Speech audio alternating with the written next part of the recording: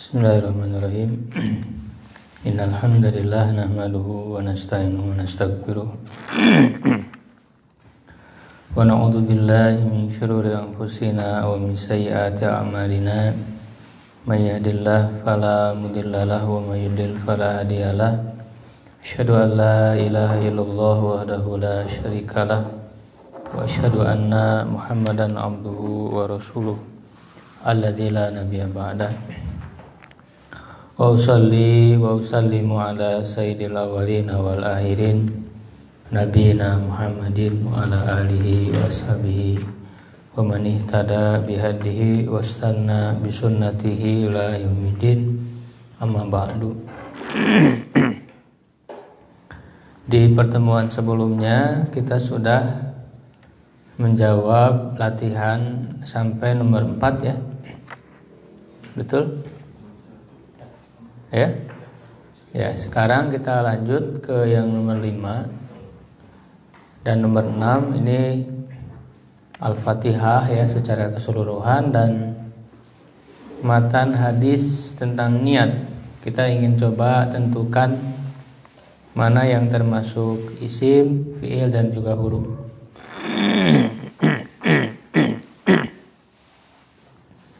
Baik, di baris pertama siapa yang ingin mencoba? Ya, Asep.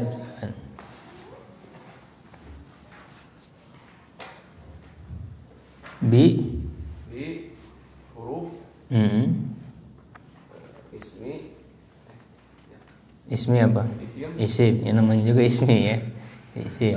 Terus Allah isim, Ar-Rahman isim, Ar-Rahim isim, Alhamdu isim, huruf, Allah isim, Rabbi isim, Alamin isim, Ar-Rahman isim, Ar-Rahim isim. Ya, bagus ya, betul. Berikutnya yang kedua siapa? Baris yang kedua.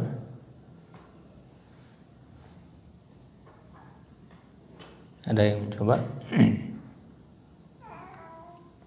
Oke, bareng-bareng ya. Maliki apa? Isim. Ada tandanya? Apa? Berakhiran kasroh. Ya, yaumi isim. Tandanya berakhiran kasroh. Ad-dini isim. Tandanya apa? Alif lam dan berakhiran kasroh. Iyaka. Nah, ini termasuk isim. Kenapa termasuk isim? Nah, iyaka itu kan kepada engkau. Jadi domir ini kata ganti.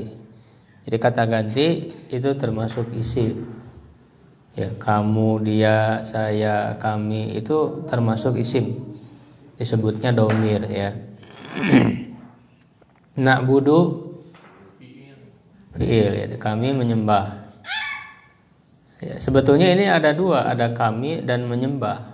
Kaminya itu isim sebetulnya, tapi tidak nampak. Jadi ada di dalam. Sedangkan na'budunya fi'il, kata kerja, beribadah. Wa huruf ya, sudah jelas huruf ya. Dan iyaka sama dengan tadi ya, dengan yang tadi. Isim ya, domir. Nasta'inu, kami memohon pertolongan, fi'il. Memohon pertolongannya fi'il, sedangkan kaminya itu isim. Cuman dia tidak nampak, tersembunyi ada di dalam domir nahnunya. Ihdi. Nah, ini jangan terkecoh. Memang hasilnya tidak akan sempurna karena kita akan menganggap ini berakhiran kasroh, ya kan? Tapi sebenarnya ini fi'il, bukan isim. Kalau dilihat dari segi maknanya, tunjukilah. Kata kerja menunjukkan perintah, tunjukilah. Ya, makanya ini diketahui di dalam ilmu tasrif. Kelihatannya seperti berakhiran kasroh, padahal sebetulnya tidak. Nanti dalam ilmu tasrif kita akan mempelajari ada kata ya atau fiil yang kan minimal 3 huruf ya. Huruf yang ketiganya atau huruf terakhirnya itu berupa huruf ilat. Huruf ilat itu ada 3, alif, waw, iya. Nanti kita akan pelajari dalam ilmu tasrif. Nah, huruf ilat ini terkadang suka dibuang. Terkadang suka dibuang. Nah, ihdi ini sebetulnya huruf dalnya itu bukan huruf terakhir. Huruf terakhirnya huruf alif dibuang. Gitu. Jadi pada hakikatnya sebenarnya dia bukan berakhiran kasroh. Ya, karena huruf terakhirnya itu dibuang. Huruf terakhir, huruf ilatnya itu. Nah, ini tidak akan diketahui kan kalau belum belajar ilmu tasrif. Pasti akan menyangka ya bahwa ini adalah isim karena berakhiran kasroh. Makanya saya sudah katakan tidak akan cukup hanya dari ciri, hanya dari melihat makna, tapi ya kita bisa menentukan isim, fi'il dan huruf secara sempurna ini ketika kita sudah mempelajari ilmu nahwu, ilmu tasrif. Ya, setelah tamat kitab ini insyaallah bisa. Nah, ya, nah di sini artinya kami. Berarti apa? Isim. Karena kata ganti tadi. Ya, kata ganti termasuk isim. As-sirata, jalan. Isim, apa cirinya? Ada alif lam. Al-mustaqima, yang lurus. Isim, cirinya alif lam. Sirata. Nah, ini sama dengan sebelumnya. Sebelumnya kan sirat juga, cuman di sini alif lamnya dibuang, dihilangkan. Nah, ketika alif lam dihilangkan tidak merubah keadaannya isim, tidak merubah jadi fiil. Jadi kalau ada isim pakai alif lam, ketika alif lamnya dihilangkan ya dia tetap isim, tidak berubah jadi fiil. Ya. Jadi dia isim. Nah, di sini kan kelihatan tidak ada cirinya kan? Alif lam tidak ada, tanwin tidak ada, berakhiran kasrah juga tidak. Ini saya kan tidak ada cirinya. Nah, makanya saya sudah katakan tidak semua isim ada cirinya. Ya, tapi sirata di sini isim. Ya, karena buktinya dia bisa pakai alif lam as-sirata yang sebelumnya. Ya kan? Dalam ayat yang berikutnya ini alif lamnya dihilangkan, tidak merubah keadaannya sebagai isim, dia tetap isim ketika alif lamnya dihilangkan. Tidak boleh juga pakai tanwin karena dia jadi mudhof. Ya, nanti dipelajari dalam ilmu nahwu. Ya, jadi mudhof artinya disandarkan kepada kata yang di depannya. Jalan orang-orang. Itu nanti sirotonya ini disebut mudhof. Mudhof itu syaratnya tidak boleh ada alif lam, tidak boleh ada tanwin. Nah, ketika dia tidak jadi mudhof, yaitu bisa ditambah alif lam seperti yang sebelumnya as-sirata. Gitu. Atau pakai tanwin sirotun, siroton, sirotin, itu bisa. Ya.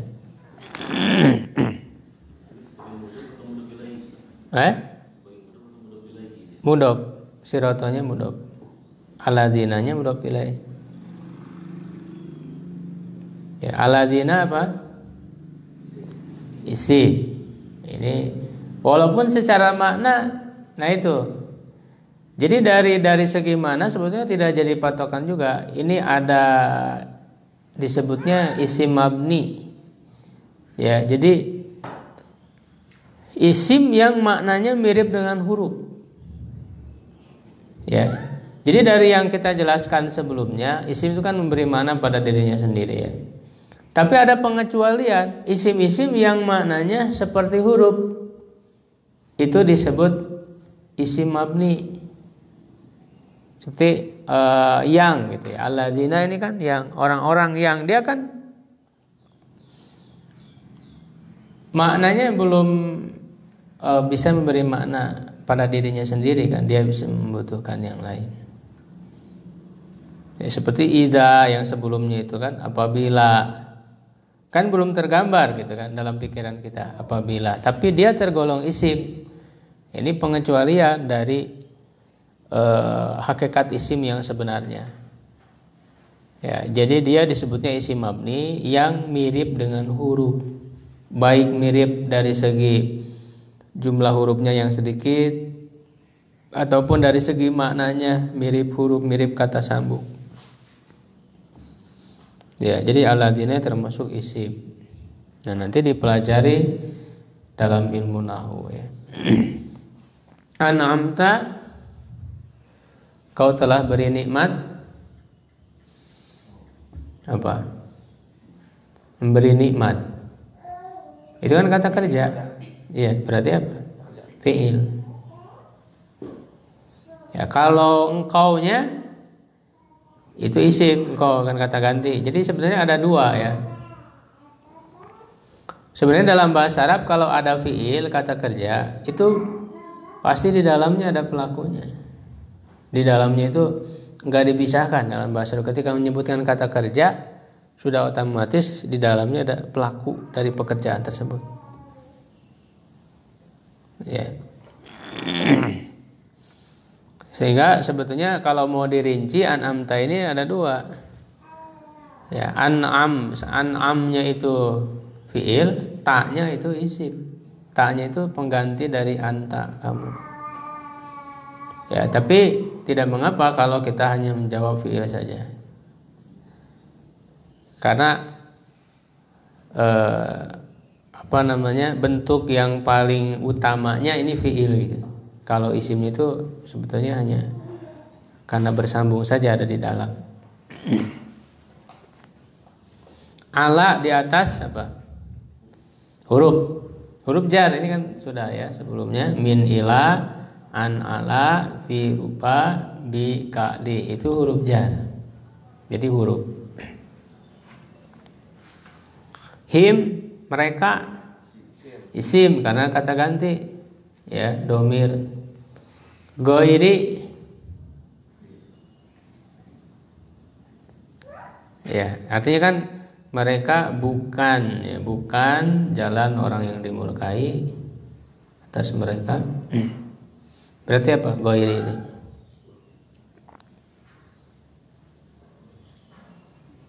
Tergolong isim goiri itu.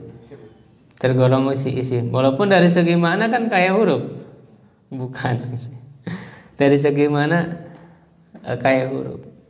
Tapi di sini ada cirinya yaitu berakhiran kasroh. Akhirnya kasroh ghairi. Al-Maghdubi isim, cirinya apa? Alif lam dan berakhiran kasroh.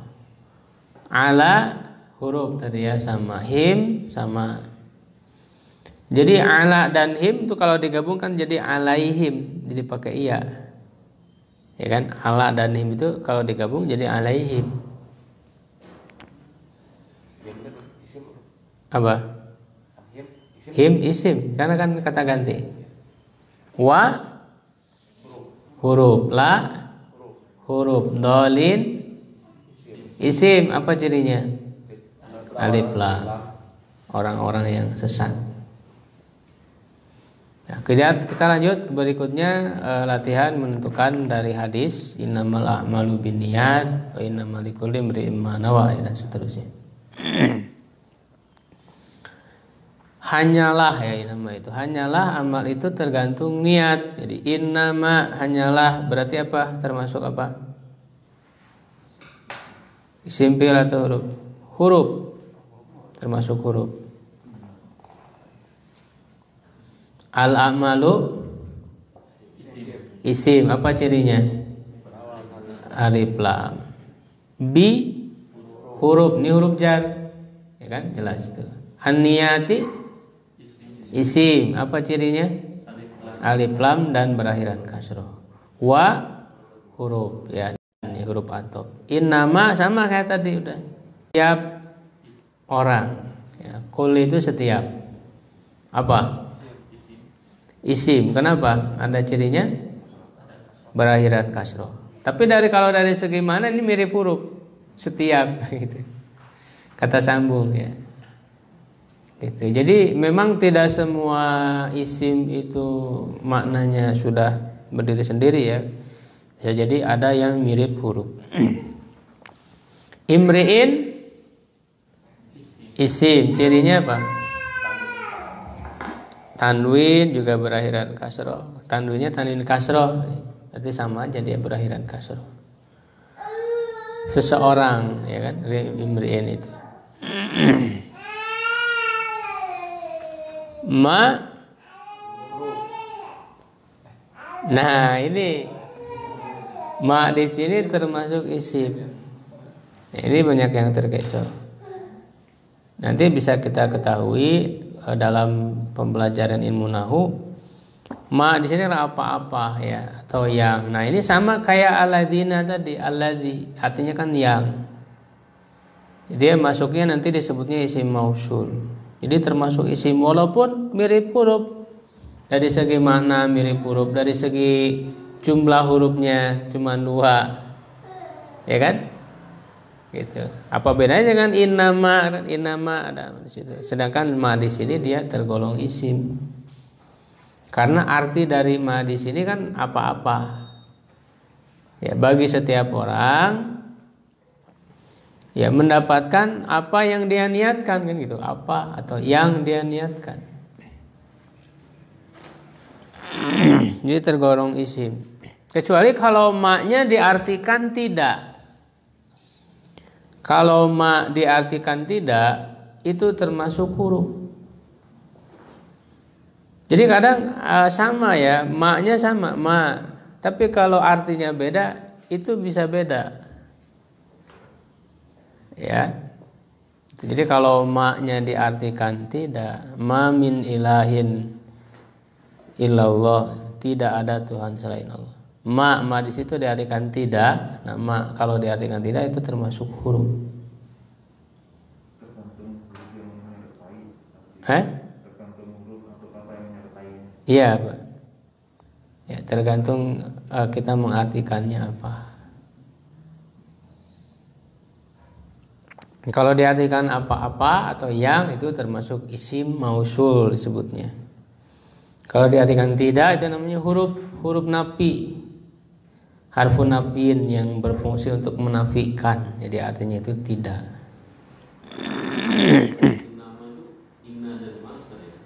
Nah itu asalnya kan inna dengan ma, tapi dia jadi satu.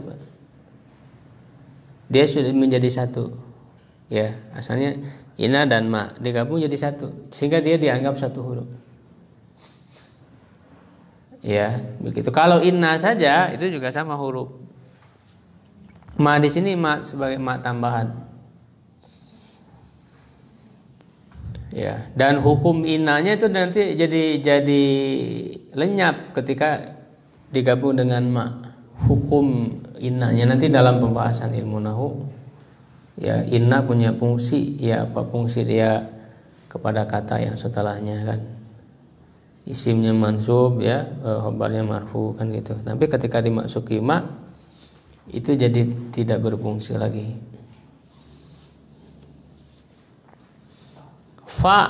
Nawa berniat fi'il kita kerja. Fa huruf ya, maka artinya. Man siapa. Nah kalau ini siapa, barang siapa, ini termasuk isim. Termasuk isim, namanya isim istifham yang berfungsi untuk pertanyaan. Kanat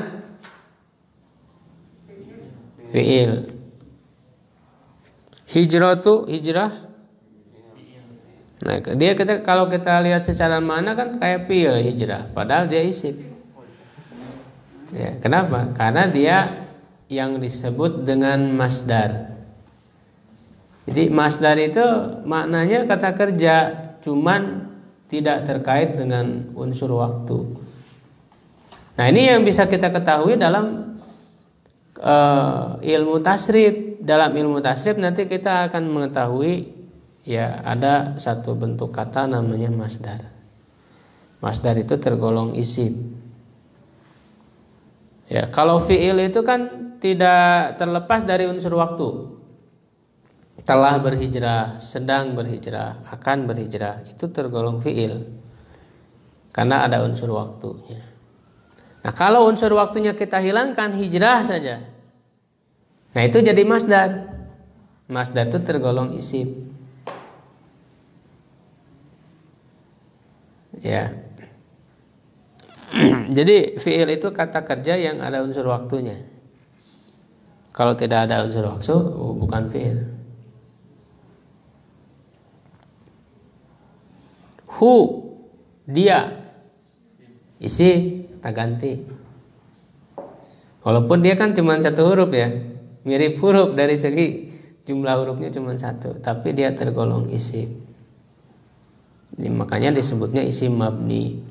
Ila huruf jar. Allahi isim. Wa huruf. Rasuli isim. Hi isim sama tadi kayak hu hi.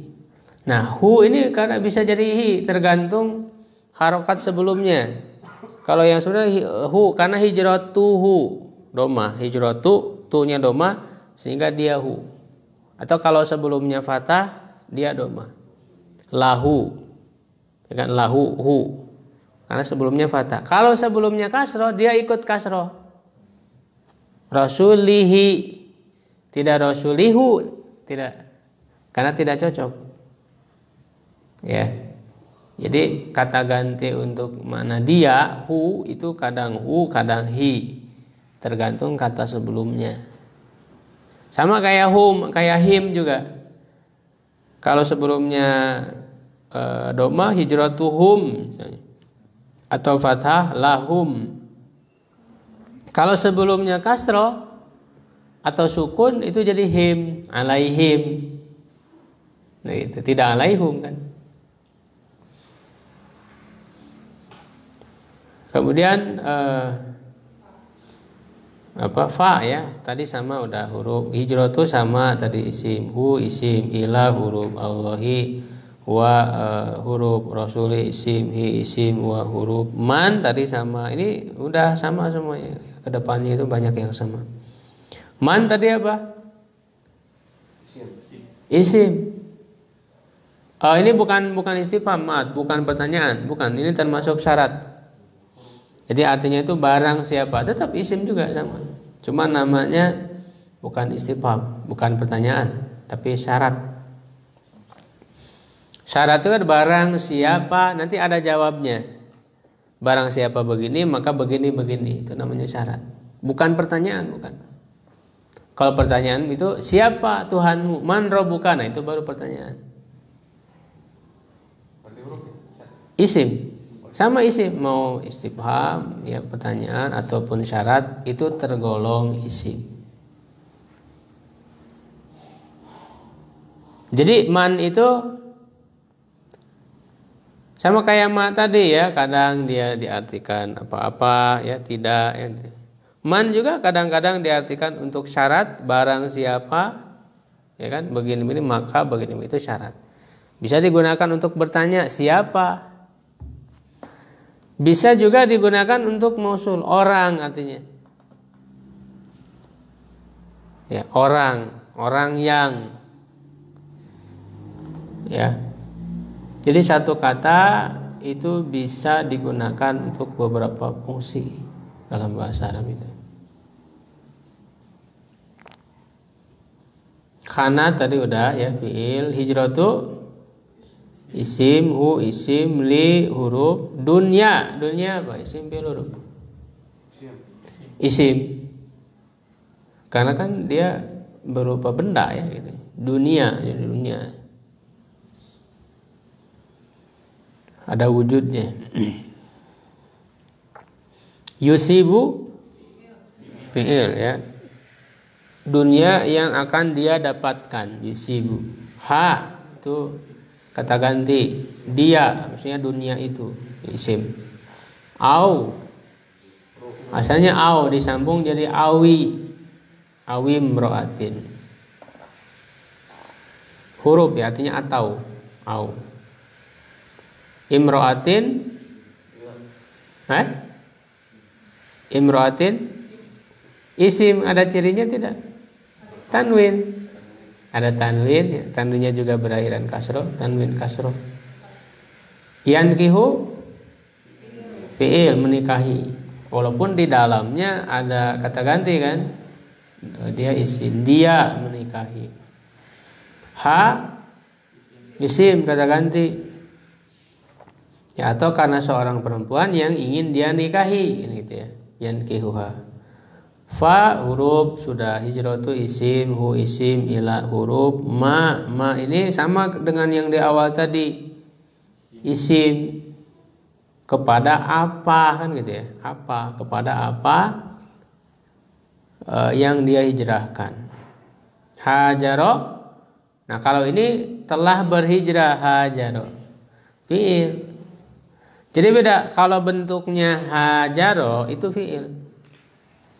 Tapi kalau bentuknya hijrah itu isim, termasuk isim. Ilaihi ya, ila huruf hi-nya isim. Apa di situ ada pertanyaan dari latihan yang sudah kita latih? Mudah-mudahan ada gambaran ya, kita bisa membedakan. Ya, silakan. Hijratuhu, karena saya tadi hijratuhu sebelumnya doma kan hijratu. Berarti ke domirnya itu jadi doma. Dari doma, iya. Jadi kalau misalkan patah sama doma berarti domirnya ke Doma. Kalau kasroh ke Kasroh lagi. kasroh. Hijratihi. Ya, tidak bisa hijratihu, nggak bisa. Atau hijratuhi, nggak bisa. Ya, hijratuhu, hijratahu, hijratihi. Nanti kita akan belajar tentang domir-domir, insya Allah nanti ketemu ada pembahasannya. Baik, kita lanjut ya ke materi yang baru, yang kedua, yaitu 3 langkah mahir membaca dan memahami Arab gundul. Jadi kita ingin mengetahui gambaran secara umum dulu, ya langkah apa saja yang diperlukan agar orang itu bisa membaca Arab gundul. Dan sekaligus tentu memahaminya. Kalau orang nggak paham, nggak akan bisa membaca Arab gundul. Ya, karena itu satu paket, bisa membaca itu karena dia paham juga. Setelah kita mengenal huruf ya, kalimat atau kata dan jumlah mufidah, kalimat sempurna, itu yang sudah kita pelajari ya. Dalam bahasa Arab ya. Selanjutnya kita mesti mengetahui bagaimana langkah agar mampu membaca teks-teks Arab yang tidak bersyakal atau gundul. Gundul itu maksudnya tidak ada syakalnya. Jadi diibaratkan seperti rambut. Ya, jadi huruf-huruf Arab ini punya syakal. Nah, syakal itu diibaratkan rambut. Ketika tidak ada syakalnya disebut gundul ya. Istilah dalam bahasa Indonesianya. Di dalam pembahasan ini saya akan memberikan gambaran umum langkah-langkah untuk dapat membaca dan memahami Arab gundul. Sebenarnya mudah, hanya diperlukan 3 langkah saja. Yaitu 1, menentukan suatu bentuk kata ya, atau disebut dengan sigot. Jadi mengenal kata dulu. Nah, itu sudah kita latih tadi itu, yaitu menentukan apakah kata ini isim, fi'il, huruf. Jadi kita mengenal dulu, dan dalam bahasa Arab tidak akan keluar dari 3 macam itu. Semua kata dalam bahasa Arab pasti salah satu dari 3 itu. Dia isim atau fi'il atau huruf. Tidak ada kata lain dalam bahasa Arab. Dikelompokkannya itu cuman kepada 3 tadi itu. Itu menentukan bentuk kata. Sigot namanya itu. Ya. Nah, setelah itu juga selain menentukan apakah isim, fi'il dan huruf, juga nanti dikenali kata itu apakah dia itu berpecah ya dari bentuk lain. Ya, ada pola pecahannya ataukah tidak. Berdiri sendiri ataukah berdiri sendiri, dia tidak dihasilkan dari pecahan-pecahan. Nanti dalam bahasa Arab itu satu kata akan memiliki pecahan-pecahan, bentuknya itu berpecah. Ya. Kalau yang berpecah ya memiliki pecahan-pecahan atau dia dibentuk dari pecahan dan pola tertentu, itu disebutnya mushtaq. Ya, ini di bawah ada penjelasannya. Kalau tidak dibentuk dari pecahan-pecahan, ya, dari pola-pola tertentu, tapi dia berdiri sendiri saja, itu jamid. Disebutnya jamid.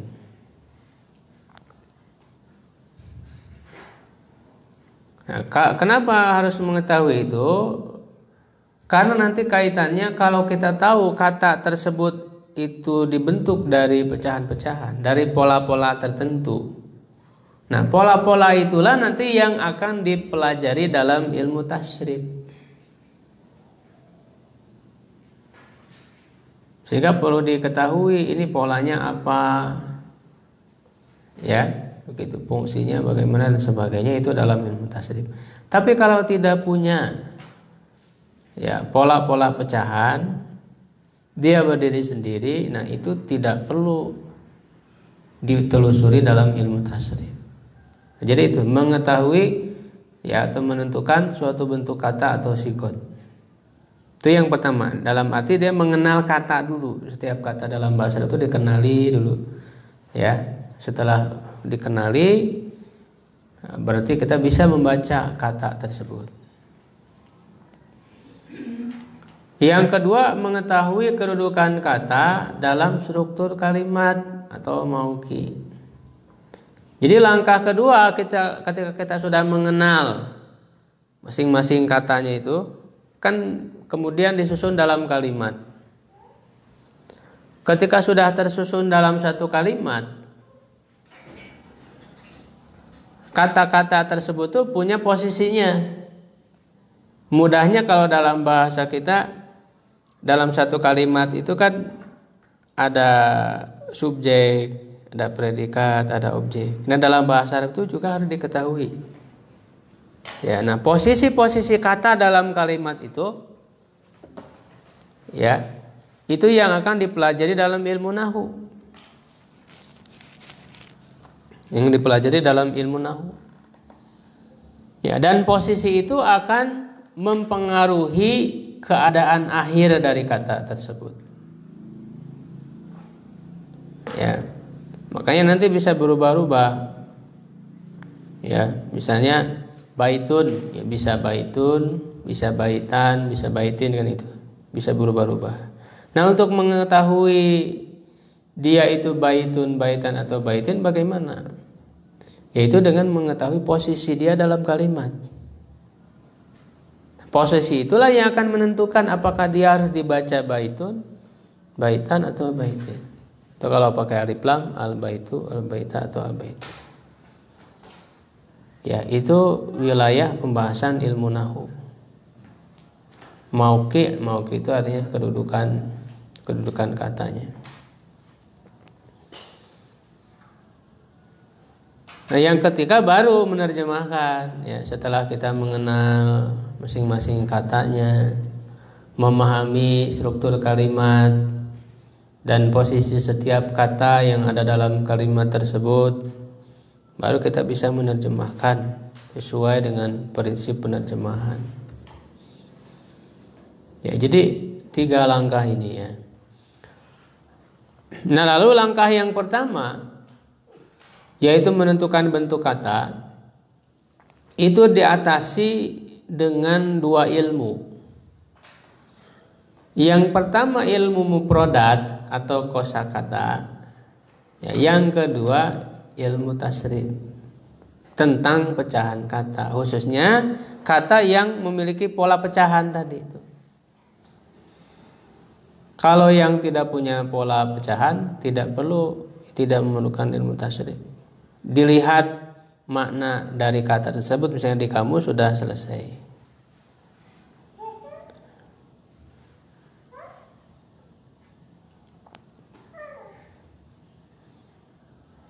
Langkah kedua diatasi dengan ilmu nahu. Nah, ilmu nahu tadi membahas kedudukan kata dalam struktur kalimat.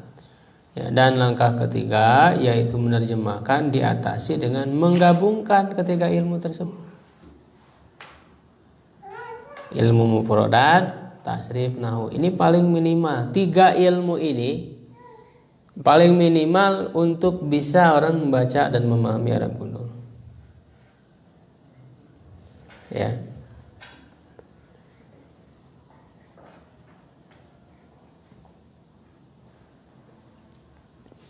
Misalnya begini ya.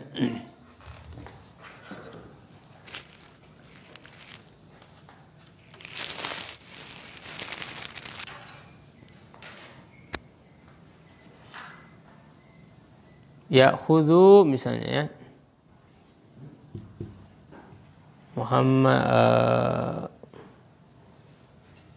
Muhammadun al-qalama misalnya gitu ya.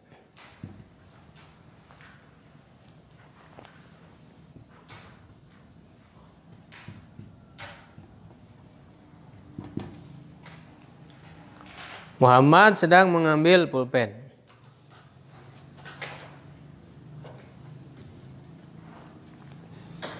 Ya, langkah pertama harus diketahui dulu setiap katanya itu. Dikenali dulu kata. Masing-masing kata kita mengenal. Ya. Itu yang sudah kita latih kan, apakah dia isim, fi'il, huruf. Ya khudu mengambil. Mengambil itu berarti apa? Fi'il. Muhammadun, Muhammad. Isim, nama orang, terus ada tanwin juga. Al-qalama, pulpen. Isim. Itu mengenali dulu kan setiap kata. Apakah isim, fi'il atau huruf. Ya. Langkah mengenali kata juga yang kedua ditentukan apakah dia itu jamid ataukah mustaq. Ya, dalam arti dia punya pola pecahan atau tidak. Ya. Begitu. Nah, yang punya pola pecahan kalau fi'il rata-rata semua. Rata-rata fi'il itu punya pola-pola pecahannya. Misalnya Yahudu kan fi'il. Nanti dia punya pola-pola pecahan. Ya, berarti ini tergolong mustaq. Mustaq. Nah, yang mustaq inilah yang perlu ditelusuri ya di dalam ilmu tasrif. Dalam ilmu tasrif nanti akan dipelajari pecahan-pecahan kata itu. Ya. Nah, nanti Yahudu ini dia bentuknya apa? Ya, sigotnya apa? Dia fi'il mudhari. Nanti perubahannya dari akhadha, ya'khudhu, ahdan, ahidun, ma'khudun. Ada pola pecahan. Dan dari satu kata itu bisa berubah kepada banyak bentuk-bentuk yang lain. Nah, itu dipelajarinya dalam ilmu tasrif yang mustaq.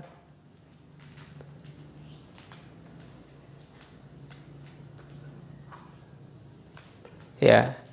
Nah, juga selain tasrif kan tentu mufradat ya, kosakata. Kita belum bisa akan membaca dengan benar kalau kita belum tahu arti dari masing-masing kata. Maka diperlukan ilmu mengetahui makna dari kosakata itu yang bisa kita lihat di kamus. Jadi mufradat itu ya tinggal lihat kamus saja. Lihat kamus yakhudhu apa artinya? Mengambil. Nah, tapi maknanya bukan mengambil saja. Ya, karena ini nanti bentuknya dalam ilmu tasrif akan diketahui ini fi'il mudhari maklum, berarti artinya sedang mengambil. Sedang atau akan mengambil. Bukan arti mengambil saja. Jadi kata yang mustaq ini tidak cukup dari mufradat. Ya, karena kalau dari mufradat bisa diartikan mengambil saja, tidak cukup. Dari ilmu tasrif diketahui apakah mengambilnya itu sedang, ya, telah, sedang atau akan. Itu diketahuinya dalam ilmu tasrif. Begitu. Lalu Muhammadun sebetulnya dia mustaq. Ya. Secara asal makna Muhammadun itu artinya yang terpuji kan gitu. Dia mustaq karena ada pecahannya berasal dari kata hamada yuhammidu. Yuhammidu tahmidan, Muhammadun. Isim maf'ul, artinya yang terpuji. Tapi kan ini sudah menjadi nama orang namanya Muhammad. Ya. Kalau sudah nyari nama orang ya sudah Muhammad saja. Gitu ya, enggak perlu diartikan. Jadi ini bukan sifat, ya, jadi bukan diartikan orang yang terpuji sedang mengambil pen. Ini Muhammad aja nama, sudah jadi nama orang. Gitu ya, Muhammad. Sehingga ketika kita sudah tahu itu nama orang, ya sudah artinya sesuai dengan kata tersebut, yaitu Muhammad. Tidak perlu dicari di kamus artinya apa, karena sudah jadi nama orang. Ya, yang kemudian berikutnya al-qalama. Nah, al-qalama ini kita sudah tahu isim. Lalu apakah dia punya pola pecahan atau tidak? Ya, al-qalama itu. Ya, nah, yang punya pola pecahan itu dia memiliki unsur kata kerja. Ya, kalau yang punya pola pecahan itu memiliki unsur kata kerja, bisa mengambil, berarti ada pecahannya. Gitu ya.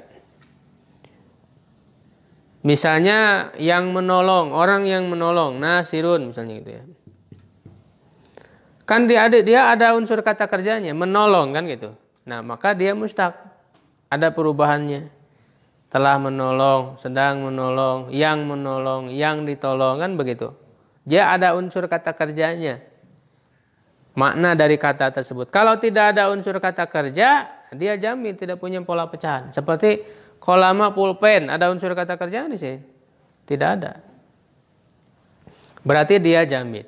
Yang jamin itu cukup diatasi dengan mufradat saja. Kita lihat artinya di kamus, kolama pulpen sudah selesai, diartikan pulpen saja. Kalau yang mustaq tidak cukup.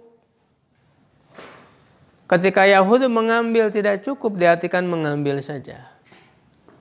Ada makna-makna lain yang menyertainya. Ya, dari pola-pola tasrif itu. Nah, itu langkah pertama menentukan setiap bentuk kata, mengenali perkata gitu ya.